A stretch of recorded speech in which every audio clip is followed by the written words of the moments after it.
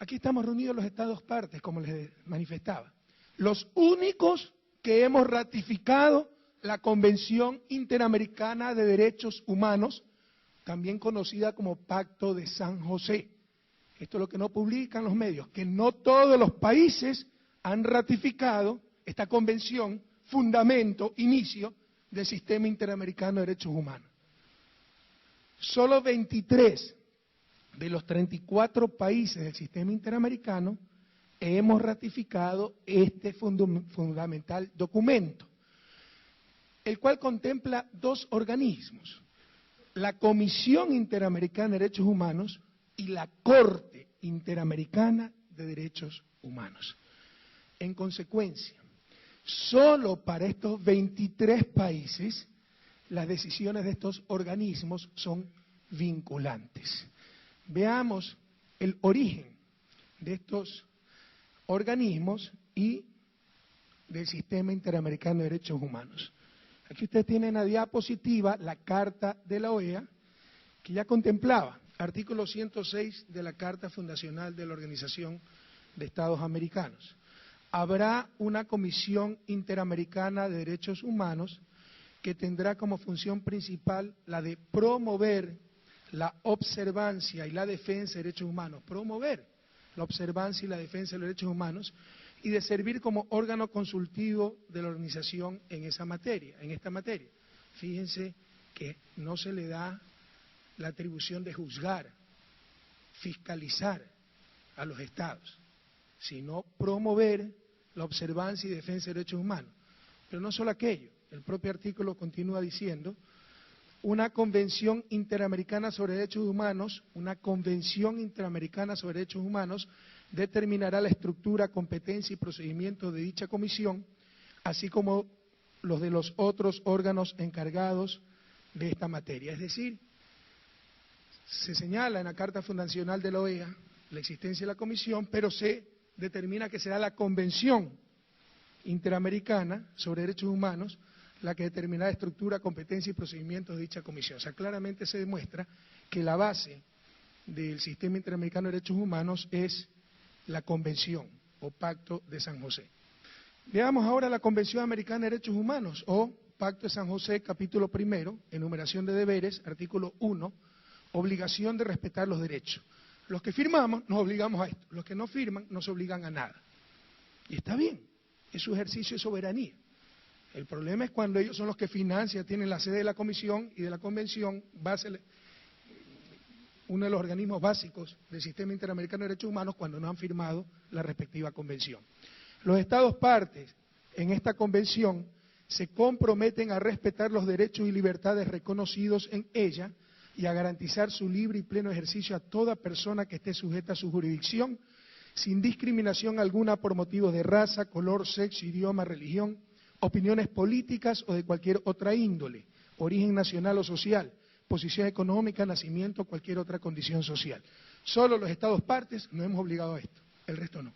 Sigamos. Capítulo 6 de los órganos competentes, artículo 33. Son competentes para conocer de los asuntos relacionados con el cumplimiento de los compromisos contraídos por los estados partes en esta convención: a. la Comisión Interamericana de Derechos Humanos, llamada en adelante la Comisión, y b. la Corte Interamericana de Derechos Humanos, llamada en adelante la Corte. Es la convención la que establece comisión y corte. Sigamos. Aquí se enumeran las funciones, no quisiera cansarlo leyendo cada una de ellas, pero revisen adecuadamente y vean dónde se le da como función a la Comisión Interamericana de Derechos Humanos fiscalizar a los estados, dónde se le da como función dictar medidas cautelares y dónde se le otorga autonomía a la comisión. Revisen, por favor, aquí están los documentos. Sigamos. Y competencia, artículo 44. Cualquier persona o grupo de personas o entidad no gubernamental legalmente reconocida en uno o más estados miembros de la organización puede presentar a la comisión peticiones que contengan denuncias o quejas de violación de esta convención, pero por un estado parte. Es decir, esto solo obliga a los estados partes. Cualquier ciudadano, incluso de fuera de los estados partes, puede denunciar, pero solo a los estados partes. Entonces tenemos grandes responsabilidades, hemos asumido grandes deberes, pero obviamente Eso también significa que tenemos derechos, al menos para dirigir el sistema interamericano de derechos humanos. Sigamos. Ponme lo anterior porque esto es lo que sigue. Continuemos. La fuerte asimetría, y creo que se deduce lo que he leído, entre los países adscritos a la Convención versus aquellos que la financian y manejan, pero que no la han ratificado, es decir, que no se someten a las decisiones de la Comisión de la Corte. Esa fuerte asimetría ha terminado por pervertir por completo una herramienta pensada inicialmente en beneficio de todas y todos los americanos. En lugar de eso, unos países pretenden intervenir en otros, en tanto que se erigen en jueces a su vez injuzgables por la inmunidad de no estar sometidos a la jurisdicción del sistema y especialmente de la Corte. La Comisión, sin lugar a dudas, nadie lo ha negado, cumplió un papel histórico de inmenso valor en investigación, documentación, sistematización de archivos y documentos, de testimonios y de pruebas materiales en contra de los procesos despóticos de América Latina, principalmente en las dictaduras militares. Sin embargo, como lo manifestaba ya nuestro canciller, ahora que nuestros países están en una importante proporción dirigidos por gobiernos democráticos, ahora que hay una verdadera nueva era en América Latina, a esos gobiernos democráticos se los trata muchas veces peor que a los regímenes dictatoriales. Y paradójicamente son acusados y denostados por los grupos que antes de manera velada o pública apuntalaron a esas dictaduras, que no tuvieron ningún respeto por los derechos humanos. Hay casos paradigmáticos en América Latina. Recuerden tan solo el rol de diario El Mercurio de Chile en el golpe de Estado contra Salvador Allende. La conferencia de Guayaquil es fundamental para buscar consensos que reorienten a la CIDH, a ser más eficaz y respetuosa del espíritu de la Convención, de su misma normativa y de la constitucionalidad soberana de los Estados. En este sentido, ¿cómo es posible que la sede de la CIDH se encuentre en un país que no es Estado parte del sistema interamericano de derechos humanos? Repito, alguien con algo de lógica, con algo de sangre en la cara, me diga cómo es posible que la sede de la Comisión Interamericana de Derechos Humanos sea un país que no es Estado parte, que no reconoce dicho sistema. Y de hecho, que no ha ratificado ninguno de los instrumentos interamericanos sobre derechos humanos. ¿Cómo es esto posible? Por la costumbre. Bueno, América Latina se está sacudiendo estas malas costumbres, señores. Entendamos que vimos verdaderas revoluciones de soberanía, de dignidad en nuestra América.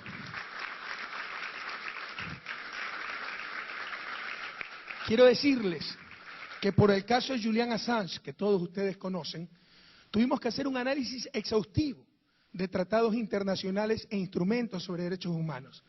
Les puedo decir con certeza que los países que más hablan sobre la materia son los que en la práctica menos se han comprometido, menos han firmado convenios vinculantes. Los que firmamos todo, Corte Penal Internacional, etcétera, etcétera, somos los países latinoamericanos. Muy bien por nosotros, lo hacemos por convicción, pero tampoco vamos a permitir ningún neocolonialismo, compañeros.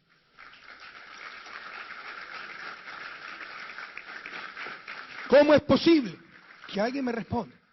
Que la CIDH se financie casi en su totalidad, exactamente en un 96.5%, por países que no han ratificado la Convención de Derechos Humanos, por estados denominados estados observadores, que no son parte del sistema interamericano, y por organismos y supuestas fundaciones de cooperación internacional de esos mismos países. ¿Cómo es posible esto? Es decir, pagan para controlar a los demás, en nombre de los derechos humanos.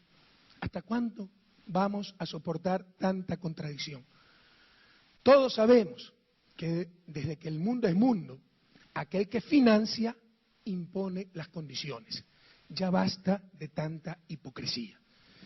El país sede de la Comisión está únicamente sujeto a la jurisdicción de la CIDH en su condición de país miembro de la OEA. Por tanto, no está sujeto, como lo es Ecuador, a la jurisdicción, como son todos ustedes presentes aquí, no está sujeto a la jurisdicción de la Corte Interamericana de Derechos Humanos, ni tampoco a la Comisión cuando éstas actúan como órgano de la Convención Americana sobre Derechos Humanos. Y no se trata de una simple coincidencia, ni de una ingenuidad, sino que esto responde a una visión política de doble moral que se aplicó en nuestra región por décadas, cuando se nos consideraba el patio trasero de un imperio y no naciones soberanas, patrias altivas, con pueblos libérrimos y dignos. No es posible en el siglo XXI, en nuestra América, tolerar que la sede, la CIDH, sea el país del embargo criminal contra Cuba, que atenta total y abiertamente contra el derecho internacional. Que atenta total y abiertamente contra el derecho internacional y particularmente contra la Carta de la OEA, al menos en los artículos 1, 15, 19 y 20. ¿Y qué dice la OEA al respecto? ¿Y qué dice la CIDH? Esto constituye sin lugar a dudas el mayor atropello al derecho internacional, ese bloqueo criminal, el mayor atropello a los derechos humanos en nuestro continente. Pero ni siquiera aparece en los informes anuales la CIDH, el bloqueo cubano. Pareciera que el bloqueo ya es parte del paisaje. Ya basta, insisto. Ecuador no aceptará más neocolonialismo.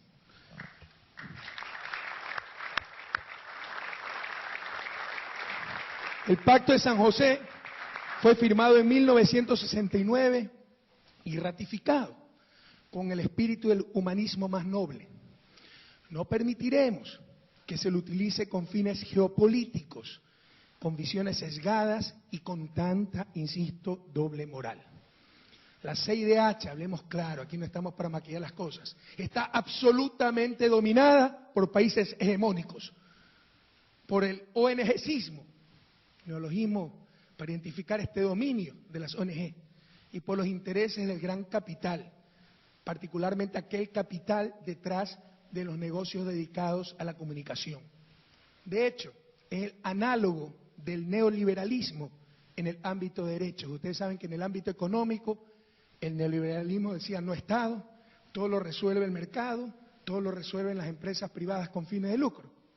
Acá es exactamente análogo.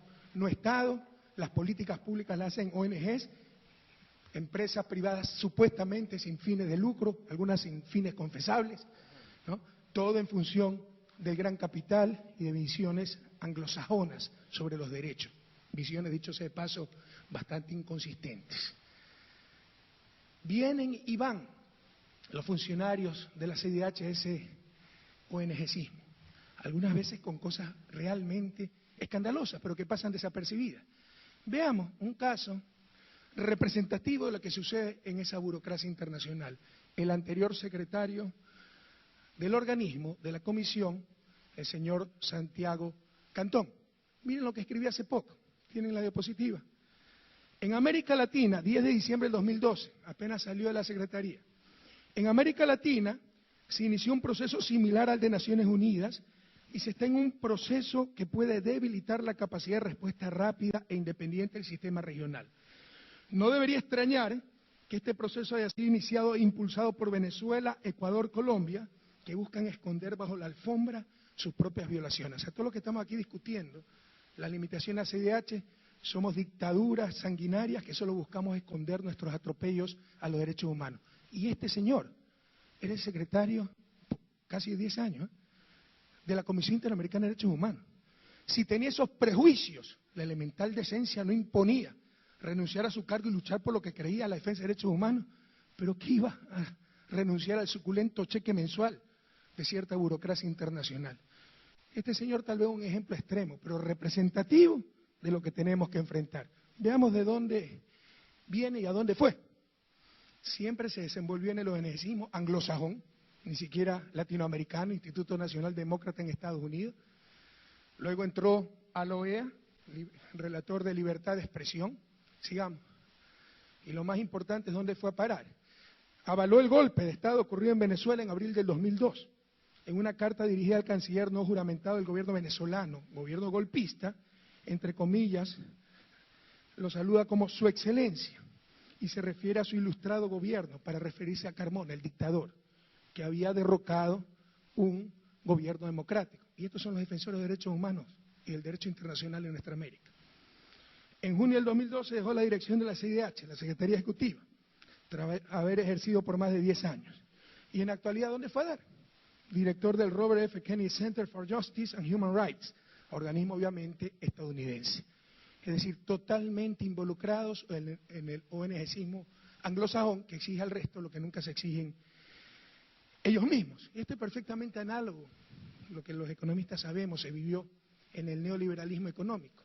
Bancos centrales autónomos de su pueblo, pero bien dependiente del Fondo Monetario, Banco Mundial, la burocracia internacional, a las cuales respondían y donde luego iban a trabajar para pasar los últimos años de su sacrificada existencia. Ya basta de esto. Como un tipo con estos prejuicios pudo ser el secretario por más de 10 años de la Comisión Interamericana de Derechos Humanos. Si creía que en Ecuador, en Colombia, en Venezuela se violaban los principios, debió renunciar pues, y luchar por esos principios, por la defensa de derechos humanos.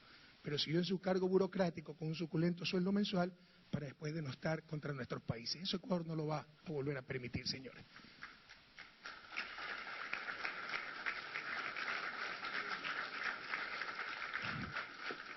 Y las contradicciones son clamorosas, le insisto. Al dictador Carmona, un día después del derrocamiento temporal de Chávez, ya lo llamaba su excelencia, su ilustrísimo gobierno. Mientras que, por ejemplo, cuando se aplica la ley y se lleva a juicio a cualquier periodista pillo, ahí sí se lo pone como atentado a los derechos humanos. Y mientras tanto no se dice nada, insisto, del bloqueo a Cuba o de las torturas en la base de Guantánamo. ¿Qué lo van a decir? Pues si pierde el trabajo futuro que está esperando. O de los derechos humanos de los propios agraviados por la prensa corrupta. Agravios, linchamientos mediáticos que atentan todos los días contra los artículos 11 y 13 de la Convención, que defiende la honra, la reputación de las personas. Insisto, Ecuador no aceptará más este descarado neocolonialismo. Se quiere mitificar a los periodistas, ¿no? Pobres querubines, luchadores contra gobiernos despóticos que no aguantan ninguna crítica. No entienden que la realidad de América Latina cambió, que hay gobiernos con una inmensa legitimidad democrática jugándose hasta la vida por superar las injustas estructuras de nuestra América, perseguidos inmisericordiamente por un poder que muchas veces es mayor que el poder del Estado, que es el poder mediático, y por periodistas sin escrúpulos. Veamos una muestra. Esta semana nada más, un Twitter del señor Martín Pallares, Diario del Comercio. Yo me llamo en Twitter Machi Rafael. Que alguien le desasne a Machi Rafael sobre la CIDH y Guantánamo antes que tuitee cualquier cosa, se ponga a atender. Eso es lo mínimo que nos dicen los periodistas libres e independientes, ¿no? Que buscan denunciar la corrupción de los dictadores. Sigamos. Estos son algunos de los artículos que este señor ha escrito en los últimos meses abusando cobardemente de su posición de periodista. Correa o ignorante, atrevido o incontinente verbal. Sigamos. Correa el pandillero. Este señor era encargado de la página electrónica de Diario del Comercio. Por respeto al público, a los niños que nos sigan, a las mujeres, a los ciudadanos. No voy a leer todos los mensajes que publicaban en la página web del Diario del Comercio a cargo de este señor, por odio al presidente. Pero veamos algunos ejemplos. No son seleccionados, no son extraordinarios, son de los muchos, de los cientos que se enviaron durante 3, 4 años. Fernando Hernández. El presidente está insultado por lo que le dicen debe insultarse por haber nacido con genes narcos, porque como el padre él también es narco, esta vez utilizando valijas diplomáticas, utilizándole al bobo de Patiño. Patiño es el canciller, ¿no? Hazle un gran favor a la humanidad.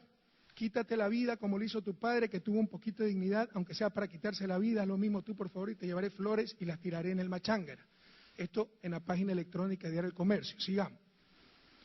Zenón Moreno Guato, sigue la sarta de mentiras en el monólogo de la vagina, perdóneme, de los sábados del tontito con poder y cachudo por no poder, homosexual, malparido, hijo de... Pero ya está cerca de terminarte, maldito engendro. Estas son las cosas que publica la prensa libre e independiente en este país. A esto defiende la CIDH, por default, porque todos los políticos somos malos, porque el Estado es el culpable por principio y la prensa y los periodistas están más allá del bien y del mal. ¿Hasta cuándo? Y cuando reclamamos, no le presento más por respeto al público, pero pasemos las otras 2 diapositivas, por favor, con iguales o peores insultos. Cuando SECON, ya después de años de estos agravios, manda una carta diciendo la permisividad que mantiene Diario El Comercio en este tipo de imputaciones y repudios va a acompañar una sistemática actitud de rechazo al gobierno actual, configurando no solo el delito de injuria, sino además una notoria provocación al odio, y le pide detener estos insultos al comercio. ¿Qué es lo que publica Diario El Comercio? Veamos. El gobierno amenaza al comercio y a comentaristas en su versión digital y dice que lo que se está deteniendo es el libre flujo de ideas.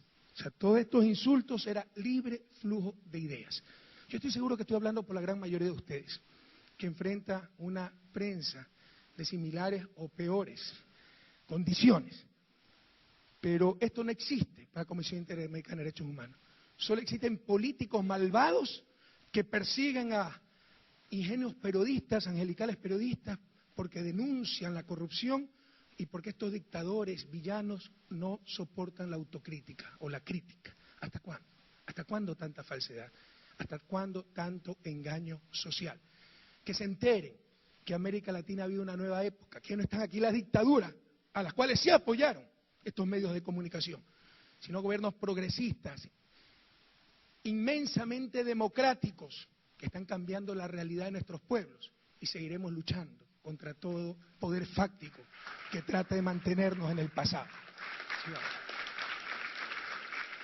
Debemos reconocer a la Convención de Derechos Humanos como la más alta asamblea sobre derechos humanos regional, patrimonio de nuestros pueblos, y ahora deberá tener sede propia, presupuesto propio, entregado por los estados partes de la Convención, como es obvio, como es imposible de negar, a no ser de que se haga gala de un cinismo sin límites.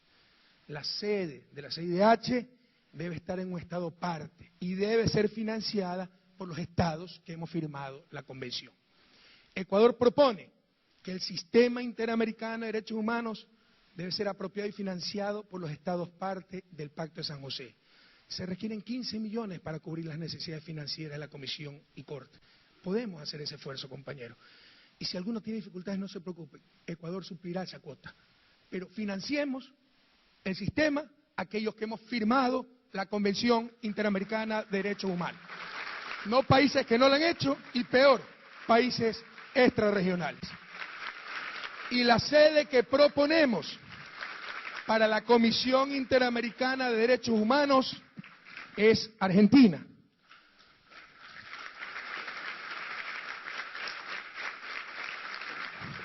País que sí ha firmado la Convención y que sufrió épocas terribles de ataques a los derechos humanos y civiles, como muchos de nuestros países. Pero Argentina también ha sido un país donde se ha requerido una respuesta sobre esos mismos derechos perdidos. Honramos siempre a las Madres de Mayo por su amor tenaz y a la querida presidenta argentina, Cristina Fernández de Kirchner, quien ha expresado esta voluntad de acoger a la Convención con una sede permanente para consagrar en la práctica y sin intervenciones de países que no han firmado la Convención, o peor aún de países extrarregionales, para reafirmar los maravillosos principios expresados en el Pacto de San José. Finalmente, en esta sección, Ecuador plantea, como nos parece obvio, que la Comisión y Corte sean constituidas por nacionales de los estados que han ratificado la Convención Interamericana. Parecen perogrulladas, pero sepan ustedes que hasta ha sido presidida la comisión por nacionales de países que no han firmado la Convención. Nos parece un principio demasiado obvio esto. Por ahí escuché que se hablaba de negociar las reformas a la CIDH con los miembros de la comisión. Incluso, si es correcto una versión de prensa, el presidente de la comisión habría dicho que lo único que están dispuestos a hacer es normar de mejor manera las medidas cautelares. Negociar. Aquí no tenemos absolutamente nada que negociar con ninguna burocracia. La Asamblea de Estados Partes debe ser el máximo organismo que con toda legitimidad pueda dar mandatos a las diferentes instancias del sistema interamericano. Negociar. Que se ubiquen un poquito, por favor. Para defender los derechos humanos debemos ser los primeros en cumplir con la legalidad y las normas. Pero pese a que las competencias y funciones de la CIDH están perfectamente definidas, como lo demostré, en la Convención Americana de Derechos Humanos y en el estatuto aprobado por la Asamblea General, que ya lo vamos a ver, increíblemente, en el reglamento hecho por ellos mismos, se declaran autónomos, lo cual no dice por ningún lado la Convención ni el estatuto, y se arrogan funciones, como las de dictar medidas cautelares, que tampoco están establecidas ni en el estatuto, ni en la Convención, peor aún en la Carta Fundacional de la OEA.